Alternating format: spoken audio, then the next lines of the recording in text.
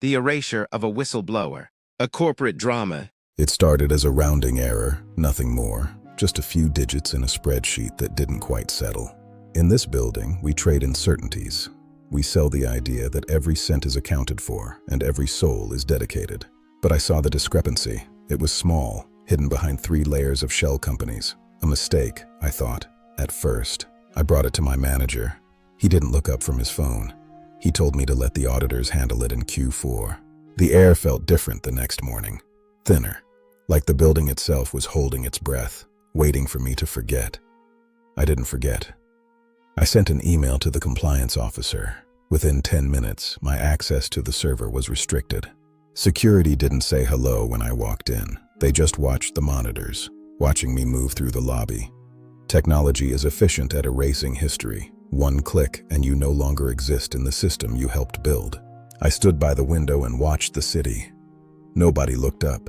The machine was running perfectly without me. Then the notification came through. A meeting had been added to my calendar with HR, titled simply, Performance Update. The room was small, 4 chairs, 1 table, and no windows. They call it the quiet room for a reason. Janet from HR didn't smile. She didn't offer water. She just placed a folder between us and waited. They didn't ask about the money. They asked about my tone in emails. They asked if I felt aligned with the culture. Pressure isn't always a hammer. Sometimes it's just the steady weight of silence until you stop breathing. They were waiting for me to break.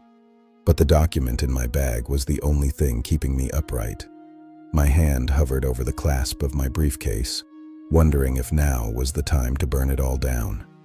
Then Janet spoke, and the air left the room entirely. She didn't mention the fraud. She mentioned my wife's medical benefits. Every moral boundary I had held suddenly felt like a luxury I couldn't afford. The company wasn't just my employer anymore. It was my lifeline, and they had their hand on the valve. The choice wasn't between right and wrong. It was between the truth and my family's survival. I looked at the folder, then at her. The document remained unopened in my bag. Section 3. Isolation. My desk became an island. My phone stopped ringing. My emails went unanswered. My allies were gone. The silence was louder than any shout. The company was erasing me. One day, I was the star performer. The next, I was a ghost in a suit, a ghost with a secret that was killing me. I walked through the cafeteria, and it was like I wasn't there. People I'd known for years looked right through me. They knew. They all knew. And they were afraid. Afraid that the same thing would happen to them. The isolation was the hardest part. The feeling that you're the only one who sees the truth. The only one who cares. The only one who's willing to lose everything. But I wasn't the only one. There was one other. Someone who knew what I knew. Someone who was waiting for me to make a move. I found a note in my locker. 1 sentence. Meet me at the usual place. I went. And what I found changed everything. It wasn't just the money. It was much, much worse. The realization hit me like a physical blow. The system wasn't broken. It was working exactly as intended. And I was the only one who could stop it. Or so I thought.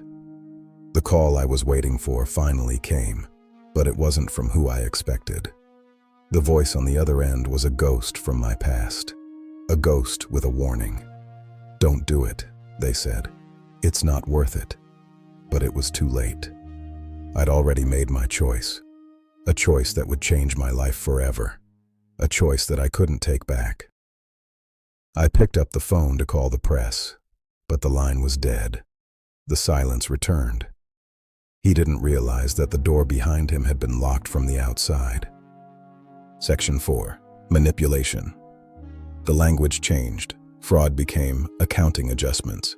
Betrayal became strategic realignment. The truth was being buried under a mountain of jargon. They offered me a deal, a very generous deal, a deal that would make all my problems go away.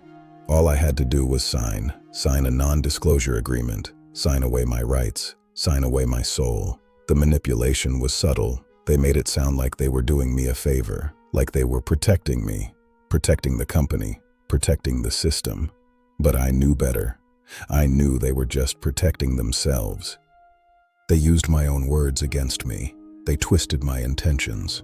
They made me look like the villain, like I was the one who had betrayed the company. The gaslighting was relentless. I started to doubt myself, started to wonder if I was wrong, if I was crazy. But then I saw the eyes of the CEO, cold, calculating, empty, and I knew I was right. I was the only one who stood in their way, the only one who could expose them. They knew it too. That's why they were trying so hard to break me.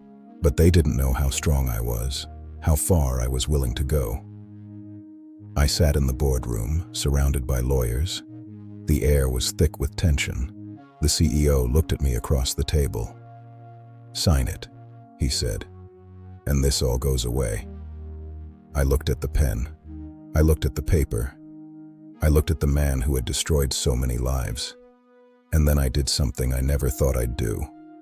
I smiled. A smile that meant I'd already won. Or so I thought. He reached for the pen, only to find that his signature had already been forged on the digital copy. Section 5. Aftermath. The company moved on. The scandal was buried. The whistleblower was erased. Life went back to normal, or as normal as it can be in a place built on lies. The system remained intact. The power stayed with those who knew how to use it, and the real cost remained hidden, a hidden cost that someone else would eventually pay.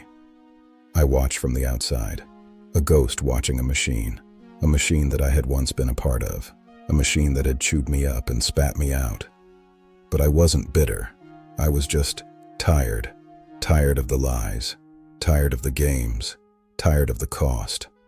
I walked away, into the city, into the rain, into the silence. But the silence wasn't empty. It was full of the truth, a truth that I would carry with me forever. The company continued its march toward the next quarter, oblivious to the cracks in its foundation. In the end, we don't choose the truth. We just decide how much of it we can afford to carry. The next morning, a junior analyst found a small rounding error in the Q3 projections.